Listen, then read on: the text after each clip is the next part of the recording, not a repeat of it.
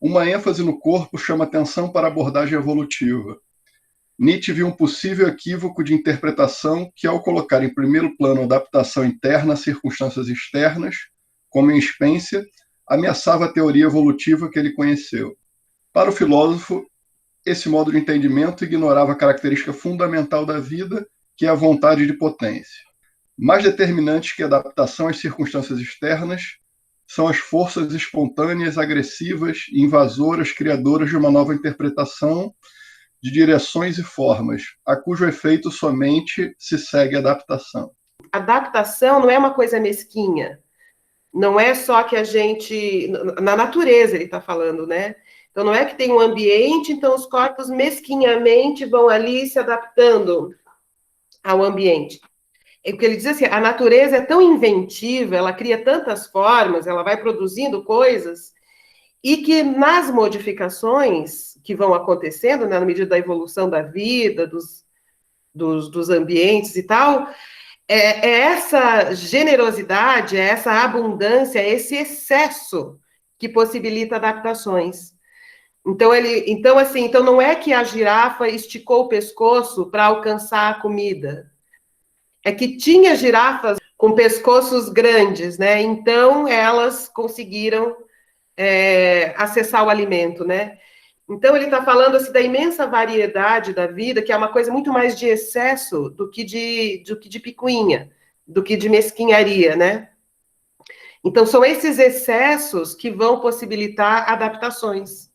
Então, dentro desses excessos, e vocês devem experimentar isso na vida, alguns dos nossos excessos, tipo, não rolou. Tipo, não rolou isso daqui, né? Mas tem outras forças inventivas, outros excessos que rola, né? Que encontram um caminho, que consegue fazer conexões e criar ambientes próximos, ou ir para além da fronteira, fazer novas conexões, pelo excesso, né? Então, essa questão do excedente, do excesso, do inútil, do agressivo, né, do inventivo, faz parte do processo evolutivo. A saída não está dada, essa é a ideia, né? Então, quando você começa a mexer, a mapear um corpo, a entender, a mapear aquela atitude, o ambiente relacionado àquela atitude, a saída para isso não é pré-dada. Porque na hora que isso é mapeado e o balanço começa a acontecer mais, né? As possibilidades de colocar-se, a possibilidade de jeito se amplia, a saída é inventiva, a saída é o inesperado. A gente não sabe onde vai dar. Então, as saídas são múltiplas. E como que a gente possibilita, quando está lidando com pessoas, que elas... como que a gente acompanha essas saídas múltiplas, ao invés de indicar um caminho específico? Então, a gente pode mapear aquilo que já está dado, aquilo que já está construído, para a pessoa situar-se, né? E perceber os limites do seu mundo próprio contido na atitude. Mas quando isso é feito, isso é mexido, isso é compreendido, isso é transformado em conhecimento sobre o corpo, o que vai emergir desse conhecimento não está sob o nosso controle. E nem deve estar, porque é o que vai possibilitar a criatividade na continuação dos próximos passos. Nesse sentido, a própria adaptação é uma criatividade. Isso, né? Ela não é mesquinha. Não é assim, tem aquilo ali, tem que encaixar ali. Não, ela é criativa. E aí que vem todo o aspecto da linguagem, da cultura, da política, do repensar como dos afetos negativos, os afetos positivos, dos propósitos. O Bourdieu falaria dos interesses. Porque tudo isso, que é responsabilidade que a gente vai ter pelos contornos, não só da gente, mas do próprio mundo em que a gente vive. Por causa dessa característica aqui, porque o que o Nietzsche está criticando aqui é essa visão do Spencer, que ele tentou fazer essa coisa mesquinha. Enquanto que no Darwin era a exuberância da natureza, né? Olha, a vida é tão inventiva que nessas invenções... que essas invenções possibilitam continuidades, né? E nesse modificar o ambiente tem desde as relações pessoais, familiares mais próximas, até questões da cultura, da política, e aí vem o corpo tenda.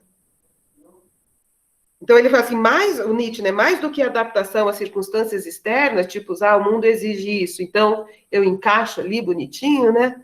Ele fala, não é isso, a adaptação tem mais a ver com as forças espontâneas, agressivas, invasoras, criadoras de novas interpretações, de novas direções e formas, é o Nietzsche sendo gaillardiano, de novas direções e formas, e cujo efeito somente se segue à adaptação. Né? Então, Estela, eu acho que para organizar assim, o pensamento técnico, né, mapeamento objetivado, aquilo que eu já posso dizer foi isso, tem a ver com o que eu trago já na minha atitude como experiência do passado. Na medida em que isso vai se flexibilizando, o caminho, isso vai favorecendo a emergência dessas forças espontâneas, invasoras, agressivas, inventoras, excedentes. A ciência da evolução comporta hoje essa ideia. Para Atlan, por exemplo, a natureza é um sistema reorganizado continuamente, e a organização constitui um verdadeiro salto de organização, e não apenas uma mudança de estado de adaptação, como as que podemos observar nos fenômenos de deriva genética. Assim surgem aptidões realmente novas, por adição e não por substituição. Olha, isso aqui é muito importante. Assim surgem aptidões realmente novas por adição e não por substituição. Que é aquilo que eu venho dizendo para vocês, aquilo que a gente aprendeu a fazer, a gente sabe fazer.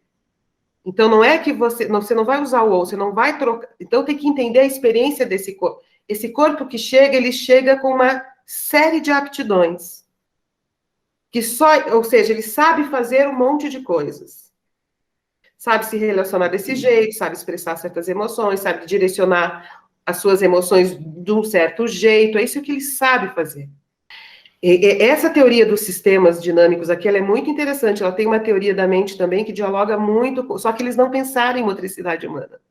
Então, quando a gente pega a psicologia da postura do Gaillard, se coloca dentro da teoria dos sistemas que se auto-organizam, a coisa fica lindíssima, porque vai do indivíduo, né, daquele corpo, para o ambiente, ajuda muito, vocês vão ver, a gente vai voltar nesse Atlan várias vezes, tá? Para ele, as grandes mutações devem-se a recargas de genes ou até de cromossomos supranumerários, seguidas de uma diversificação na e a partir dessa redundância.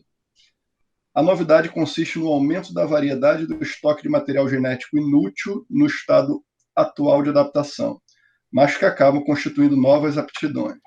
Aqui eu juntei os dois para dizer o quanto que essa teoria dos sistemas dinâmicos reforça o que o Nietzsche estava falando e nos ajuda a compreender essa característica da postura, da abundância na postura, né? Então, ele fala assim, da abundância no sentido assim, do excedente, né? Do excedente possível, que é bom, né? Do corpo sem forma, né? Aqui é a frase do Gaillard, é no contato que desatam em mim novas forças. Você não vai desatar novas forças no seu corpo fora do contato. É o contato que desata. Que é também uma outra máxima do Gaillard, quem não se envolve não se desenvolve. Então, é um fundamento super, assim, bacanésimo, para essa máxima pop do Gaillard, quem não se envolve, não se desenvolve, né? Porque o envolvimento, gente, não é só ser fofo, né? Envolvimento é muita coisa, né? E o que o Gaillard fala é assim, o fato é que estamos ali, ao estarmos ali, tem um envolvimento.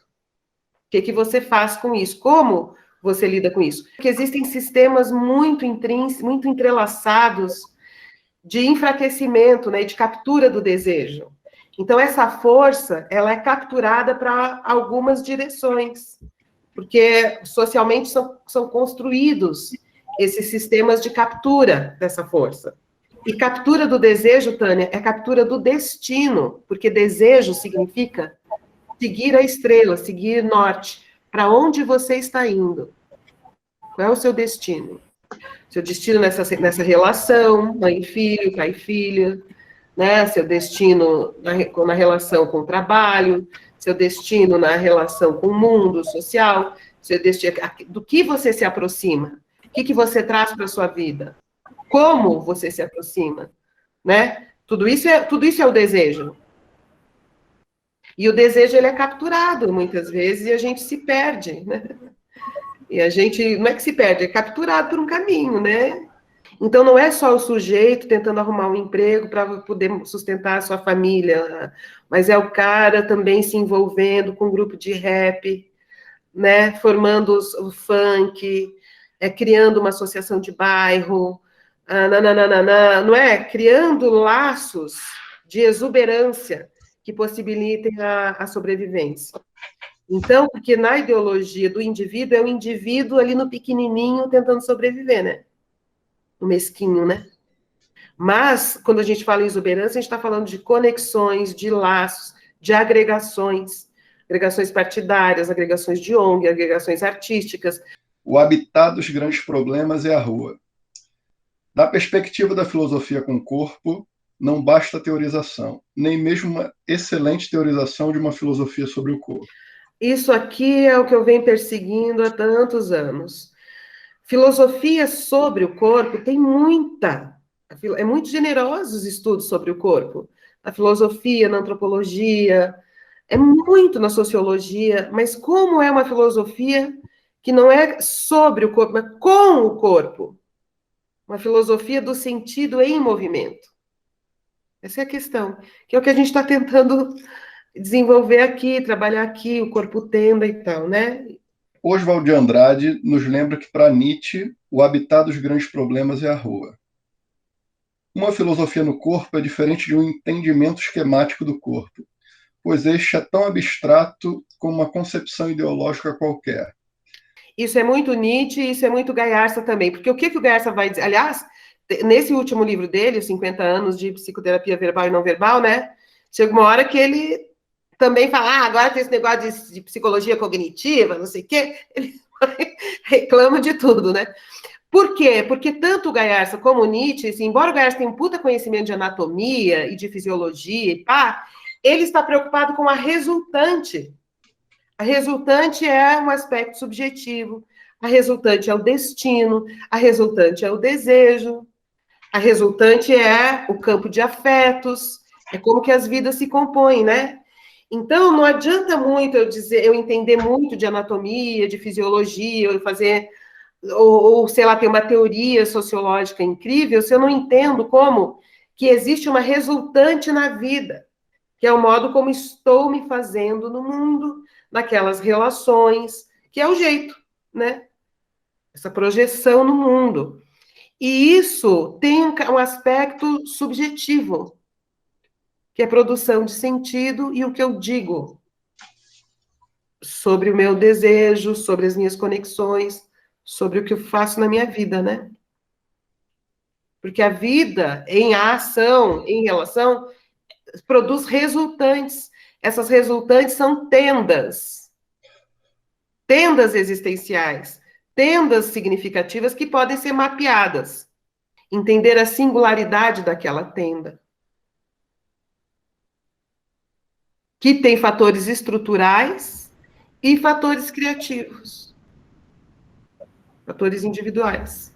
Em termos de saúde, assim, medicina, a palavra medicina quer dizer cuidado à beira do leito. Então, quando entra o médico, é porque aquele corpo não tem mais condições de estar em pé sustentando uma vida.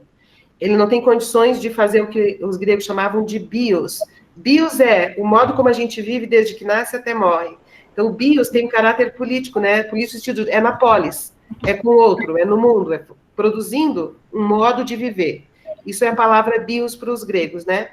E soma é o corpo só, né? Então, quando é que entra o médico na história da medicina, né? O médico entra quando esse corpo não consegue mais estar em pé produzindo um modo de vida, quando ele está à beira do leito, quando ele está no leito. Então, quem é o médico? É aquele que atende a pessoa à beira do leito. Então, ele vai lidar com o aspecto do corpo só, né? Vai tentar restaurar o funcionamento daquele corpo.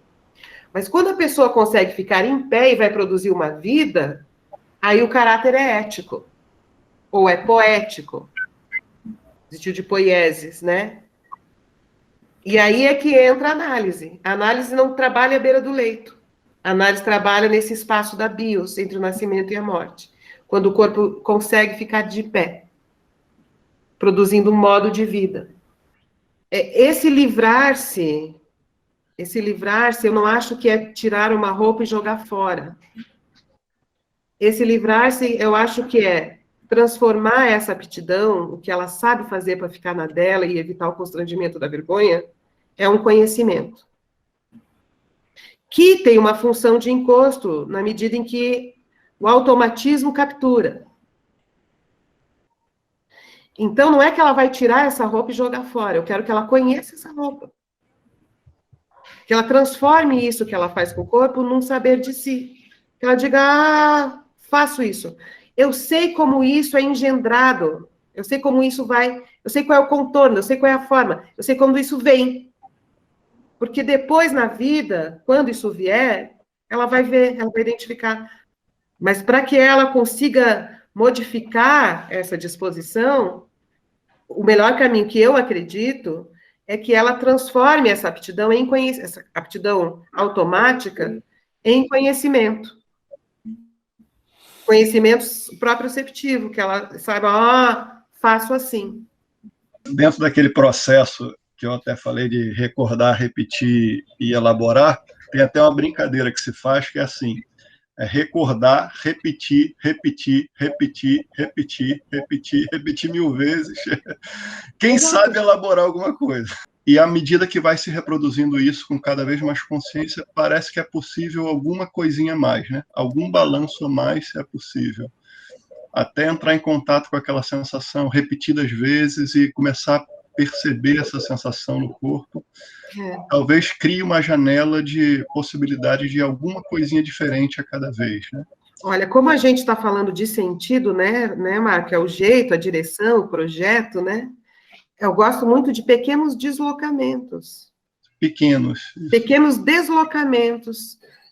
Eu acho que uma coisa muito interessante é o seguinte, as posturas surgem no nosso corpo muito antes da gente entender exatamente qual é o diálogo dessa postura, dessa atitude com os nossos corpos ao redor da gente. Porque quando a gente faz esse trabalho, tem uma vez que a gente estava junto, Fernanda e o nosso grupo presencial ainda, e tinha um rapaz que apareceu lá, um rapaz preto de quase 2 metros de altura. Aí, falando de postura, disso, daquilo, outro, aí a gente foi percebendo assim que ele tinha uma postura específica e, de algum momento, ele elaborou por que ele tinha essa postura. Ele não sabia exatamente por que ele tinha essa postura, mas pensando e conversando, sentindo a postura, achando o que acontecia no corpo dele, né? Aí que ele conseguiu elaborar e entender o que a postura fazia por ele. Porque quando ele entrou na atitude que a gente via e ele não conhecia, mas ele foi conhecendo, veio toda a memória, ou seja, a atitude reconstruiu o cenário de origem, que Sim. é a relação que eu tenho falado para vocês entre atitude e espaço próprio. Na atitude está contido o cenário. Então, quando ele foi depurando esse lugar, viu, Tânia? Foi chegando nesse lugar, foi depurando, foi conhecendo a forma, formou-se o cenário. Ah, tá, memória. E qual a função dessa postura, né? Traz um cenário, que traz qual um a função dessa postura? Exato, por que essa postura existe? Tem uma função naquele cenário. Exatamente. Barará, barará. Agora, esse cenário, gente, também não é, já falei, vou repetir, não é um horizonte liso. A gente vive em instâncias ambientais diferentes, que têm ritmos e tempos diferentes. Tem ambientes cujo tempo corre mais rápido, ambientes cujo tempo corre mais lento, e a gente vive nessa coisa, né? Então, saber o que de fato está ultrapassado, ou seja, atualizar para a fronteira, né, para ir além da fronteira, que ficou presa, e tem outras coisas que não, quer dizer, a situação continua a mesma, a atitude ainda está segurando a mesma onda. Ajudar a amadurecer, nessa linguagem que a gente estava lendo ali agora, teorias evolutivas, Nietzsche, Henri Atlan, é ajudar processos adaptativos. Fazer para o outro faz parte do amadurecimento somático, no sentido do sistema nervoso somático. O que eu faço para o outro. Isso é performance. Sociologia estuda isso, antropologia estuda isso. Então, desde que a gente nasce, a gente vai aprendendo como se fazer para o outro. Isso não é ruim, isso não é errado. Isso pode dar problema em alguma circunstância. Não é, porque é assim que o nosso corpo é. A gente não tem forma própria. Então, a gente aprende a se fazer para o outro. Então, o eu para o outro faz parte da constituição daquilo que a gente é. Entendeu? Aprender a fazer-se para o mundo faz parte da educação somática, amadurecimento de um corpo nos seus ambientes ao longo das suas vidas. Tá? Bom, tem um outro eu mais pulsante, mais emocional, mais criativo, mais inventivo, que foge do controle da performance, que já está aprendida? Tem isso também, mas isso não é o eu. Isso é uma coisa que me constitui junto com o eu para o outro. De novo, psicanálise. E de superego, ego como resultante. De novo, psicanálise. Entende? O superego tem a ver com a performance. Só que não é sozinho, porque ele dialoga com as emoções, dialoga com os instintos básicos, dialoga com o tempo, com os afetos do momento. E o eu vai resultando, entendem? Às vezes, a gente despreza a importância da performance, quer dizer, que é a construção desse eu para o outro. Por quê? Porque, às vezes, na performance, a gente se distancia das próprias emoções, daquilo que, de fato, a gente tem medo, né? Então, para eu fazer a performance de uma pessoa super corajosa, porque o meio exigiu, às vezes eu fujo do contato com o meu medo e viro anestesiada do meu medo, da emoção do medo, por exemplo. Então, é só aí que é um problema. O problema não é na performance. É um distanciamento dessas instâncias de um corpo mais vegetativo, visceral, glandular, vamos dizer assim, para esse corpo que é para o outro, que é o corpo da performance. Gente, dá para dizer que a psicologia do Gaiarsa é uma psicologia da performance. Se você está na vida lidando, a performance faz parte da educação somática. Faz parte da produção de consciência. Faz parte do projeto do ser para o outro. Porque o eu não é um bloco, e a performance faz parte do eu. E o seu eu espontâneo não é mais eu do que o seu eu performativo. Eu acho que quando você fala em performance, você fala na construção de linguagem, né? Construir linguagem, que é uma característica do ser humano, né? Construir linguagem. De alguma forma, quebra um pouco a ideia romântica de que existe um eu verdadeiro dentro de nós a ser revelado, né? Esse me achei tem muito mais a ver com aceitar a sua própria história. Por que a gente se põe em situação de falta, Tânia? Porque tem um monte de idealização dizendo que você deveria ter feito diferente. E essas idealizações que capturam o nosso poder, porque nos colocam nesse lugar. É preciso colocar atenção numa filosofia com o corpo, longe das estruturas esquemáticas desenvolvidas dentro dos gabinetes de alcance à rua. A rua faz pensar em um corpo que caminha nela, entre outros corpos. São muitas as palavras que correspondem ao mesmo tempo ao corpo que caminha e às operações mais elevadas do espírito. Posição e força da posição, postura e impostura, atitudes e atitude existencial, o caminho e o reto caminho, perder o rumo e achar o rumo, inventar caminhos, inspiração, intenção, sentido, entre tantas outras similaridades.